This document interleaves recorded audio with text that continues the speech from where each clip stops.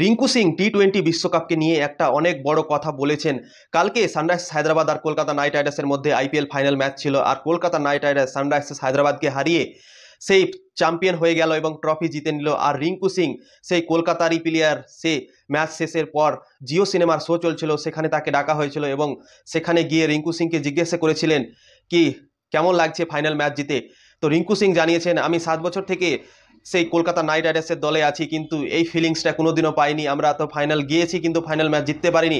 তো এই ফাইনাল ম্যাচটা আমার জন্য খুবই স্পেশাল, কেননা ফাইনাল ম্যাচ জেতা একটা খুবই প্রচণ্ড গর্বের ব্যাপার। তো আমরা আজকে ফাইনাল ম্যাচ জিতেছি, আমি প্রচণ্ড খুশি আছি।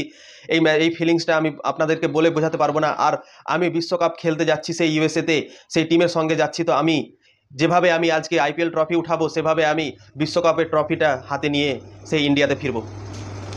তো এইভাবে রিঙ্কু সিং বলেছেন কি আমরা আইপিএল ট্রফি জিতলাম আর আমি রিজার্ভে আছি আর টিমের সঙ্গে আমি যাব। তো আমি ওখান থেকে সেই টি-20 বিশ্বকাপের ট্রফিটা আমি ইন্ডিয়াতে নিয়ে আসবো হাতে করে। তো রিঙ্কু সিং বড় একটা কথা বলেছেন এবং বিশ্বকাপকে নিয়ে তো বিশ্বকাপ উঠাতে চান রিঙ্কু সিং। যেমন আইপিএলের ট্রফি তিনি কালকে উঠালেন সেই হায়দ্রাবাদকে হারিয়ে। আর রিঙ্কু সিং সেই বড় একটা কথা বলে দিলেন কি বিশ্বকাপের আগে, বিশ্বকাপ যাওয়ার আগেই সে বলে দিলেন কি না আমরা আইপিএল ট্রফি জিতেছি, কিন্তু আমাদের একটাই মিশন আছে আগাদিকে, বিশ্বকাপের ট্রফিটা আমি উঠাতে চাই এবং ইন্ডিয়াতে নিয়ে আসতে চাই সেই বিশ্বকাপ জিতে আমি সেই ভারতকে জেতাতে চাই। তো রিঙ্কু সিং সেই আইপিএল জেতার পর একটা বড় কথা বললেন সেই বিশ্বকাপকে নিয়ে, আর বিশ্বকাপ তারা নিয়ে আসতে চায় এই কথাগুলোই কালকে বলল।